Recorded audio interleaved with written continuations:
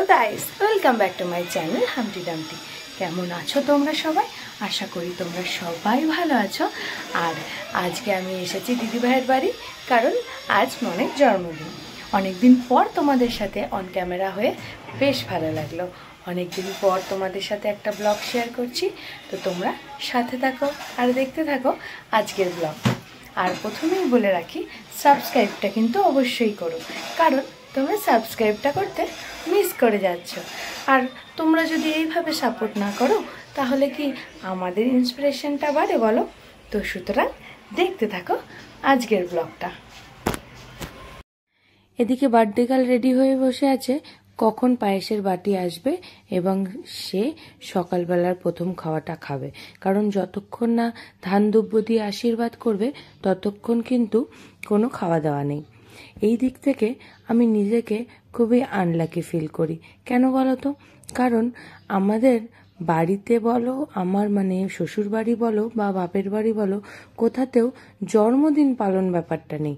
ওই এখন ছেলে মেয়ের আবদারে ওই কেক কাটা আর কয়েকটা বন্ধু বান্ধব নেমন্তন্ন করা, এটুকুই জাস্ট হয়েছে।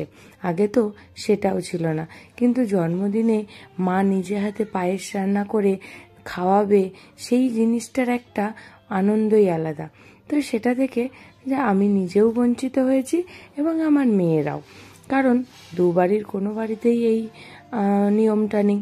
যাই হোক, সেটা নিয়ে বসে না থেকে আর মন খারাপ না করে আমরা এগিয়ে যাই পরের পর্বের দিকে, কারণ আজকে কিন্তু পুরো এপিসোডটা নিয়েই আছে চমক। সবাই আশীর্বাদ করছে, আর ওদিকে ডোডো সমানে বায়না করে যাচ্ছে ও দিদিকে আশীর্বাদ করবে। আমি বলছি যে ঠিক আছে, একটু ওয়েট করে যাও, তারপর তোমার পালা আসবে। তো ডোডো কথাটা নিজে খুব হাসিভাবেই নিয়ে বলল ঠিক আছে, ওয়েটটা আমি করেই যাচ্ছি। কারণ ও খুব বোঝদার ছেলে, অনেকটা বোঝে ব্যাপারগুলো। জানি না কেন আমার ছেলে মেয়ের মধ্যে এই জিনিসটা বোঝা ব্যাপারটা, মানে ম্যাচুরিটি ব্যাপারটা হয়তো একটু বেশি। ওরা কোনো কথা বললে সেই জিনিসটা কিন্তু অমান্য করে না, সেই জিনিসটা কিন্তু ওরা খুব ভালোভাবে শোনে। এই তো ওরা সবাই মিলে একে একে, প্রথমে ডোডো তারপরে মাম্মাম, একে একে আশীর্বাদ পর্ব সেরে দিয়ে তারপর আমি আমার আশীর্বাদ পর্ব সেরে নিলাম। সেরে নিয়ে অনেক রান্না বান্না আছে, যেতে হবে রান্নার দিকে। আমাদের রাত্রেবেলায় আবার কেক কাটিং পর্বও আছে। তো রান্না বান্না কমপ্লিটের দিকে যেতে হবে, কারণ নিজেরাই রান্নার ভারটা নিয়েছি। দিদিভাই বারবার করে বলেছিল যে কিছু বাইরে থেকেই নিয়ে আসি, কিন্তু সত্যি কথা বলছি, নিজের বাড়ির ছেলে মেয়ের জন্মদিনে নিজেরা রান্না করে খাওয়ানোর একটা আলাদাই তৃপ্তি আছে। কি বলো তোমরা, তাই না?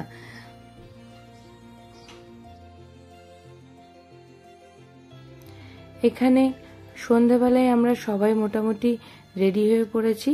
রেডি হয়ে তারপর মনের বন্ধুরাও চলে এসেছে, মাম্মাম রেডি হয়ে গেছে, ডোডো রেডি হয়ে গেছে এবং আমি নিজেও রেডি হয়ে নিয়েছি। আর এখানে চলছে বেলুন দিয়ে বার্থডে গার্ল যেখানটায় বসে কেক কাটবে সেটা সাজানোর যে প্রস্তুতি, কিন্তু বিশ্বাস করো সেটা হয়ে উঠছে না। কারণটা এক্ষুনি তো ওই দেখো, সমস্ত বেলুনগুলো বিকেল বেলা থেকে আমরা বেলুন ফোলানোর জন্য উঠে পড়ে লেগেছি, কিন্তু যতবারই বেলুনগুলো ফাটাচ্ছি সব বেলুনগুলো জাস্ট গরমের জন্য ফেটে যাচ্ছে। আর জানি না বোথ সাইড আঠাতে আঠা ছিল না, নাকি সেলোটেপটাই যে আঠাটা কমে গেছিল।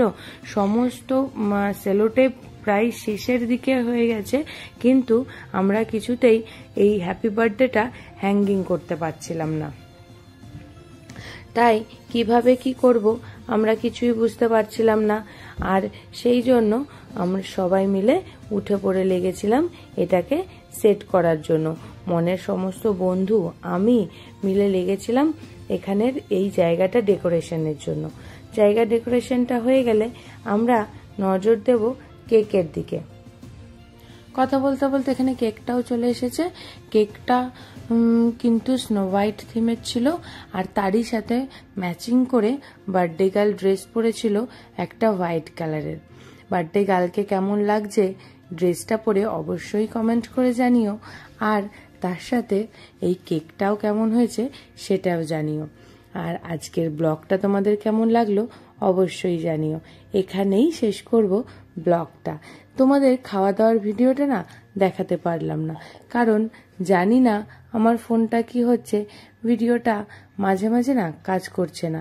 মানে আমার ফোনের ভিডিওটা অন করছি, বাট সেটা যখন দেখছি সেভই হয়নি। জানি না, হয়তো আমারই কিছু সমস্যা, আমারই বাই মিস্টেক, আমার হাত থেকেই হয়নি। কিন্তু তোমরা কিন্তু অবশ্যই লাইক আর সাবস্ক্রাইব করে দিলো। বাই।